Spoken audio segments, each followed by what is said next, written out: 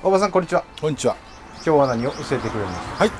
今日はですね、この間葉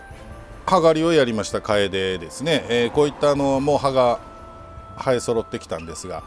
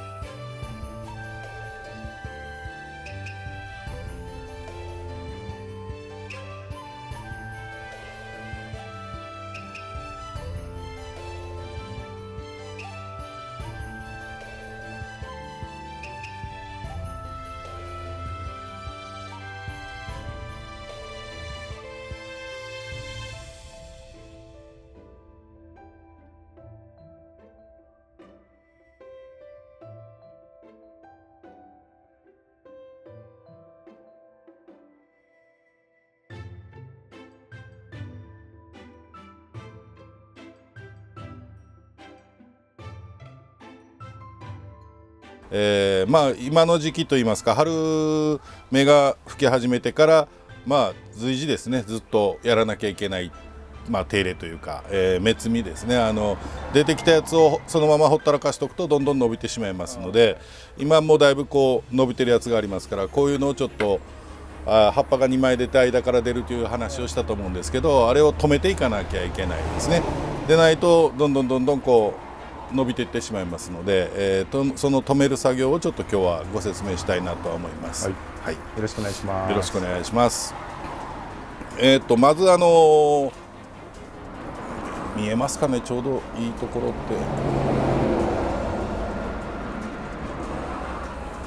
この辺なんかもちょうどこう分かりますかね、ちょうどこういうところ、葉っぱが2枚出た間からこう出てるところがあるんですけど、こいつですね。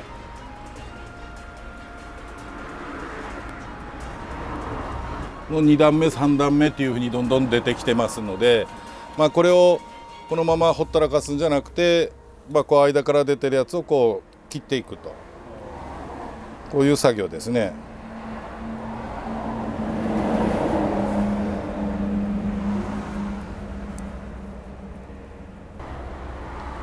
手で取って取れなくはないんですけど、まだ出て間がないのでですね、この間から出てる分を、これちょっと手で取っちゃいましょうかね。こうやって手で取れる分もあるので、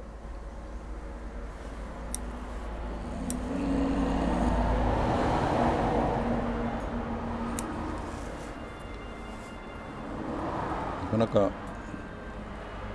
見えないですよね。下から見ると結構見やすいんですけどね。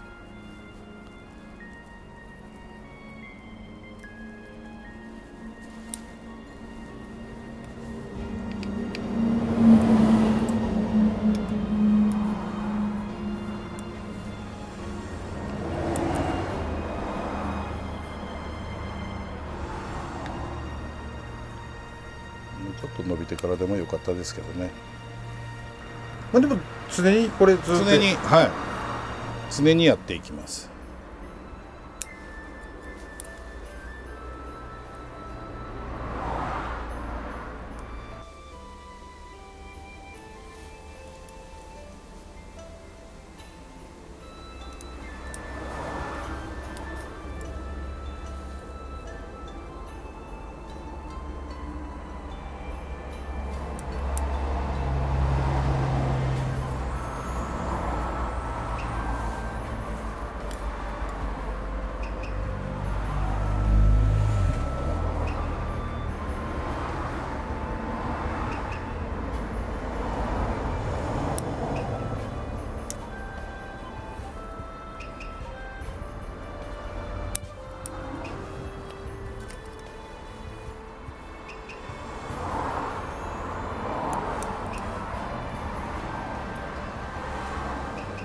だいたい今ちょっと出てるやつを取ったんですけど、間からこう出る分をどんどんこうつまんでいくと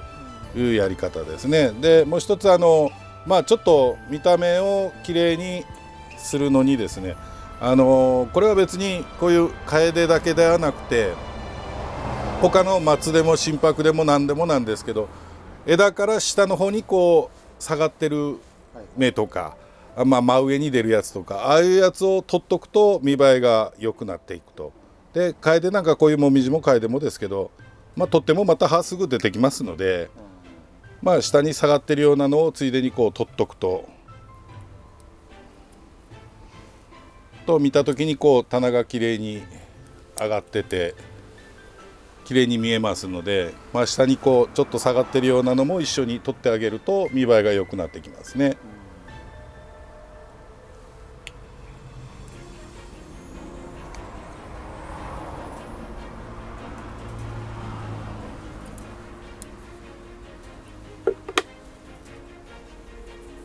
まだこれからどんどん出ますので、これは今切ったやつなんですけど、当然こう今切ったやつですからこう1段目があったんですけど、だからこれが2段目3段目っていう風になるんですけど、この要はこれですね、最初にこういう風に2枚出て、で間からこうやって出てきますので、要はこいつを止めてあげる、こういう風にですね切ってあげるというお手入れの仕方ですね。そのまま伸ばし放題にしないということですね。でこれが春暖かくなってきてからこう3月4月ぐらいから葉が出始めてからもう常にこう出てきますからね、そういうのをこう常に出始めすぐ出た頃はもう簡単に指でつまめるので、その時やってもらってもいいんですけど、何せこういうちょっと小型の盆栽になるともう芽自体も小さいので、ちょっと簡単にこう指がっていう場合もあるかとは思うんですけど、そういう時はハサミのこういう先の尖ったやつを使ってもらってもいいし、ピンセットでつまんでも悪くはないと思うんですけどね、早いうちの方が柔らかいので簡単に取れます。である程度少し伸びてからでも悪くはないんですけど、あまり伸ばしっぱなしにするとですね、前にも説明したようにこう、そこに枝がちょっと太くなってきますからね。だからそうなる前には摘んであげた方がいいという形ですね。ただこの枝はっていう前回そういう質問がありましたけど、ちょっと枝を伸ばしたいのでっていう、だからそういう場合はちょっと葉をまた刈り方をちょっと変えるというやり方もあるんですけど、焦らずじっくり作られたらいいんじゃないかなとは思いますけどね。あんまり、伸ばしっぱなしにするとちょっとやっぱどうしても太くなりますからね、そうなる前には切ってあげた方がいいと思います。逆言ったらだからもみじとかカエデの方が結構手がかかりますよね。結構かかるんですよ。いくらでも作り替えもできるし、芽もどんどん出るんですけど、お手入れとしては結構ちょこちょこあるという形ですね。だから結構もみじカエデが好きだっていう方結構たくさんいらっしゃるんですよね。で松は手入れが大変やとか言うけど、松なんか黒松でもですけど手入れ年に2回大きく分けた2回しかないわけですから、その方が全然楽っちゃ楽なんですけどね、目摘みと古葉の木とって2回しかないわけですからね。しかも、植え替えの頻度も違いますし、夏は日よけをせないかんとかですね、いろいろありますので、もうこの時期はやっぱちょっと上日よけした方がいいですね。もうやった方がいいです。もうだいぶ日差しも強いですから、葉をあまり傷めないようにと思ったらちょっと、日よけをしてあげた方がいいんじゃないでしょうかね。全くの影はちょっとあれですけど、朝日ぐらいはこう当たってとか、木漏れ日程度の光はあった方がいいですけどね、その方が葉は傷みにくいという形ですね。であとちょっとご質問でちょっとあったやつ一見ご紹介しますけど、ミニ盆栽、今まで大きいやつばっかりやってらっしゃるらしいんですけど、ミニ盆栽だと管理法が難しいんじゃないやろうかっていうご質問があったんですけど、植え替えをしたり目摘みをしたり何するにしても大きいやつよりは数少なくて済みますのでね、ただ小さいというだけのことでさほど大きいのと変わることはないんですよ。ただ一番大きなのはやっぱお水の管理ですね。やっぱ乾きやすいというのがありますので、その辺はいろいろ工夫をしてあげた方がいいと思いますね。どうしても入ってる器が小さくなればなるほど乾きも早いですから。である程度木が大きくてもですね、それに対しての鉢が小さければ当然乾きは早くなりますから。だからまあ何度もこれはお水やっぱ大事ですから何度もお話ししてますけど、まあ表面が乾いたらあげるという繰り返しなんですよね。でまあどうしても若い方なんかお仕事されてると昼間水やることができないっていう場合はやっぱり日よけですね。特に夏場はちょっと工夫してあげるといいですね。昼間一番暑い時間帯はちょっと陰になるような工夫をしてあげる。で朝たっぷりやってまあ乾燥しないようにしといてあげれば夕方帰ってまたお水をあげるという形でもまあなんとかなるとは思いますので、まあ昼間に乾燥してしまわない工夫をしてあげるということが大事です。だから大きかろうがちっちゃかろうがお水の管理は要は乾いたらあげるというのがもう基本ですからね。あとはやるタイミング、まあ昼間どうしてもっていう場合はその乾かない工夫をしてあげるという形ですね。まあ上に寒冷車を張るなりまあ例えば一戸建てだったら家の東側に置いて、まあ、朝日よく当たるけど昼頃から陰になるっていうような場所を探すかですね、まあ、そういうふうな形で管理されるといいかと思います。またあとアパートマンションなんかのベランダでもしっかり、まあ、昼間はちょっと乾燥しないように日がちょっと陰になるようなものをちょっと作ってあげるといいですね。あとはまあ使う土なんかでもいろいろ変わってきますけど、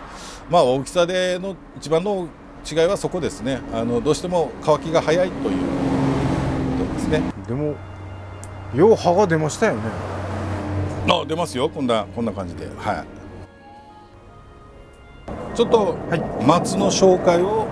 松ですか。はい。それ後で2インチで撮ります。